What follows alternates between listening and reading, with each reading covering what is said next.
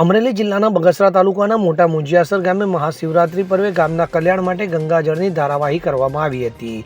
બગસરા તાલુકાના મોટા મુંજિયાસર ગામ ફરતે દૂધ અને ગંગાજળની ધારાવાહી કરી શિવરાત્રીના પર્વ દિવસે ભગવાન ભોળાનાથને રીઝવવાનો પ્રયત્ન હાથ ધરવામાં આવ્યો હતો। ગામના કલ્યાણ માટે સમર્પિત ગંગાજળ અને દૂધથી અભિષેક કરવામાં આવ્યો હતો। આ દરમિયાન ગામ આખું હર હર મહાદેવના નામથી ગુંજી ઉઠ્યું હતું। તો મહાશિવરાત્રી પર્વે ગામ લોકોએ ભક્તિભાવ અને પૂજા અર્ચના કરી મહાદેવને અભિષેક કરાયો હતો। આ કાર્યક્રમ દરમિયાન મોટા મુંજિયાસર ગામના સરપંચ જયસુખભાઈ ખેતાણી, ઉપસરપંચ નારણભાઈ વગાસિયા, તાલુકા ભાજપ મહામંત્રી પ્રકાશભાઈ પરમાર, હર્ષુખભાઈ રાયકા સહિત ગામ લોકો મોટી સંખ્યામાં જોડાયા હતા।